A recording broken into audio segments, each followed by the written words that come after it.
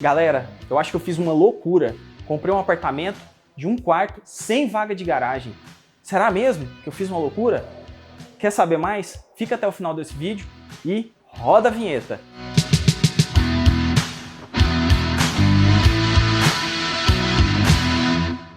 Você já pensou em comprar um apartamento de 1 quarto sem vaga de garagem? Pois é, eu acabei fazendo isso. Eu tô aqui hoje num decorado, moro em Goiânia e comprei um apartamento de uma construtora e vou trazer alguns pontos aqui para vocês que vão explicar um pouco do porquê que eu fiz isso, tá? Isso aqui não é nada de recomendação, só tô contando uma coisa que me despertou o interesse, era algo que eu não pensava também, nunca pensei em comprar um apartamento pequeno, compacto, e quem pensaria que eu ia comprar sem vaga de garagem?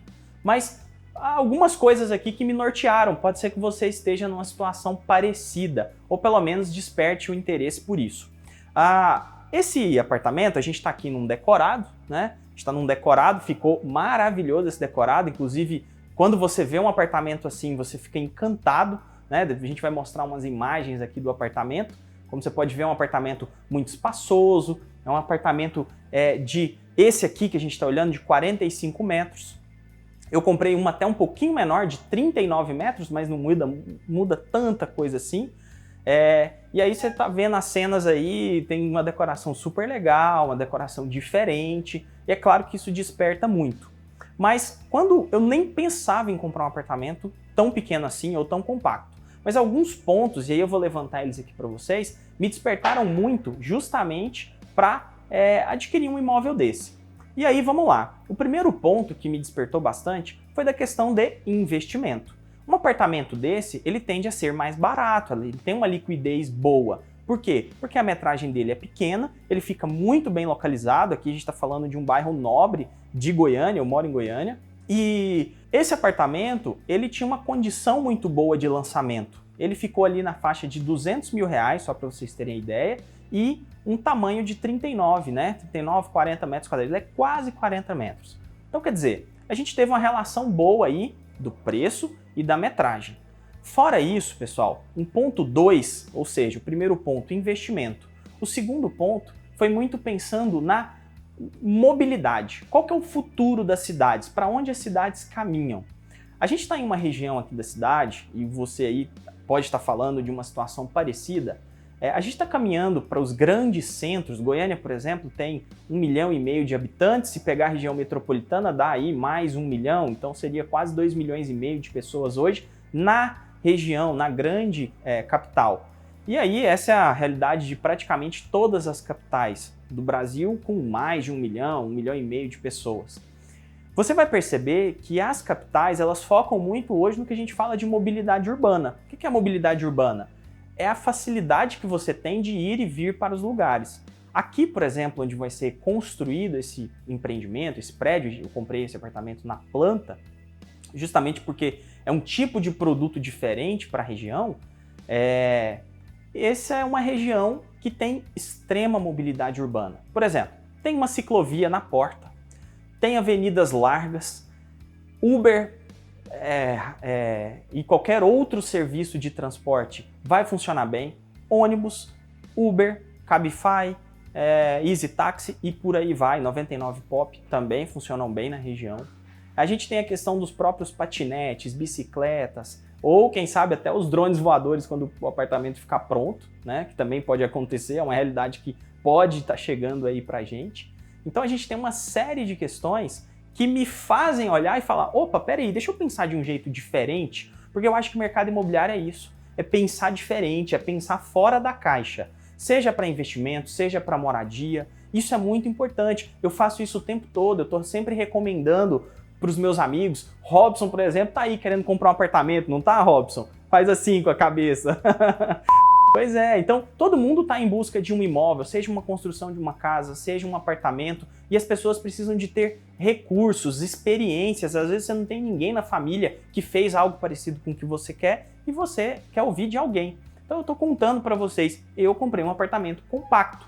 E aí, essa questão da vaga de garagem, porque aí tudo bem, eu estou falando de um bairro bem localizado, eu estou falando de um apartamento que fica pequeno, porém bem localizado, ok, tranquilo. Para grandes centros, quando eu vou para São Paulo, quando eu vou para o Rio de Janeiro, 40 metros quadrados é até grande, é até considerado grande, 39, 40 é até um bom tamanho, tem apartamentos até bem menores que isso. Agora, quando eu penso na mobilidade urbana, eu preciso pensar fora da caixa. Quando eu penso e aí eu estou falando aqui de investimento, eu comprei para investir, e aí eu penso quando esse apartamento ficar pronto, o que ele vai ser? Ele pode ser um Airbnb, ele pode ser um apartamento decorado, tão bem decorado quanto esse, pode se transformar num empreendimento de locação, pode se transformar em um apartamento que vai ser locado por diárias? Pode, ele pode ser locado por diárias. Eu posso alugar para uma pessoa fixa também e vai pagar mensalmente? Posso também. Inclusive, geralmente, pessoal, quanto menor o apartamento, a tendência dele ter uma maior rentabilidade existe. Por quê? Porque você tem essa liquidez. O que é a liquidez? É a possibilidade de fazer mais negócios com ele. Você pode vendê-lo mais fácil, porque você sabe que as pessoas tendem a comprar, né? A base da pirâmide que a gente fala tem capacidade para comprar um apartamento de 200 mil, mas às vezes não tem condição de comprar um apartamento de meio milhão. Então, a liquidez dele, você pode transformar em Airbnb, você pode alugá-lo pela Booking, pelo quinto andar, pelas startups, por imobiliárias, é tudo mais fácil. Então, quando você tem um apartamento desse, você consegue ter uma liquidez interessante, tá? E aí, mais um ponto falando para vocês é com relação a essa vaga de garagem. Isso aí eu fiquei um pouco preocupado, confesso, tá? Só que a diferença de preço era de aproximadamente R$20 mil, dependendo da unidade. Uma vaga de garagem hoje, pessoal, custa em torno de 15, 20, 25, 30 ou até muito mais que isso. Se for apartamentos de altíssimo padrão, até R$100 mil uma vaga de garagem pode custar. E aí, a gente precisa refletir para onde o mercado vai, para onde o caminho vai. Toda vez que você for comprar um imóvel, pense em mercado, para onde as coisas estão indo. Vou dar um exemplo para vocês. 30% dos empreendimentos, dos novos apartamentos em São Paulo já estão sendo previstos sem vaga de garagem. Sem vaga de garagem. Ou seja, para onde o mercado está indo? Claro que tem uma questão de regras, inclusive da própria prefeitura daquela cidade, que coloca algumas legislações para poder impedir. Porque imagina, se todo prédio tiver que ter 2, 3 vagas de garagem, você cria um problema às vezes naquele bairro, naquela região. Então, até por legislação, você tem uma situação onde vagas estão sendo limitadas mesmo. É um grande desafio, inclusive, para os lançamentos, para os empreendimentos, fazerem a viabilidade de vagas. Nesse empreendimento, a gente tinha 10 apartamentos aproximadamente, com um quarto, sem vaga de garagem. Eu até corri e consegui pegar um andar até um pouquinho mais alto para dar uma valorizada, mas o fato é, só para vocês terem ideia, o número de emissões de carteiras de trânsito, o número de CNHs tem diminuído ano após ano. Pessoal, muitos jovens não querem saber de dirigir mais, preferem a mobilidade urbana, preferem sair de patinete, de bicicleta, de Uber e por aí vai. Então olha que interessante, o número de CNHs está reduzindo. Se esse número está reduzindo, significa que alguma coisa no mercado está acontecendo. Um outro ponto, pessoal, se eu estou falando que em outras capitais já existem 30% dos empreendimentos sendo lançados sem vagas de garagem, significa que os grandes centros tendem a serem lançados dessa forma. Então, não estou aqui para fazer nenhuma indicação de compra, mas não é uma tendência? Não é o que eu estou observando? Não é o que eu estou olhando? Então, foram pontos que me levaram a olhar para isso e falar, opa, peraí, um apartamento que relativamente é barato, um apartamento bem localizado, e o problema da vaga de garagem? Se eu tiver, na hora de investir, alguém que queira alugar, que queira comprar e precise de uma vaga, eu dou um jeito.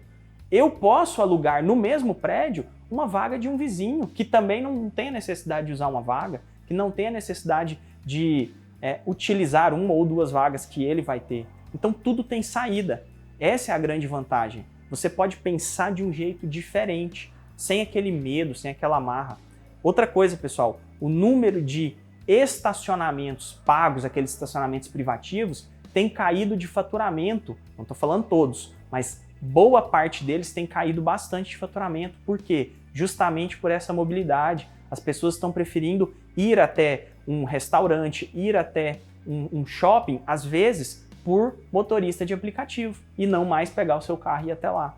Então são vários comportamentos que a gente vai percebendo, e se você usa muito outros tipos de transporte, se não o seu carro próprio tradicional, comente aqui embaixo, fale que você utiliza outros métodos, que vai acrescentar bastante nesse vídeo. Só para complementar e finalizar o que eu estou defendendo aqui para vocês, o que foi minha decisão, é que quando você aposta em um produto desse, você tem que acompanhar junto, ver o que está acontecendo ao longo da construção, ao longo do que está acontecendo no mercado. Inclusive, a gente está num período de pandemia onde as coisas mudaram bastante, inclusive a própria presença do carro, a própria necessidade de uma vaga de garagem. Muita gente vendeu o carro, muita gente deixou de ter um carro justamente nesse período que a gente está vivendo de pandemia. Tá? Então, para deixar aqui esse recado e essa loucura, entre aspas, que eu falei para vocês no vídeo, é justamente que pense fora da caixa, pense em produtos diferentes. Se tiver qualquer dúvida, coloque aqui nos comentários, eu vou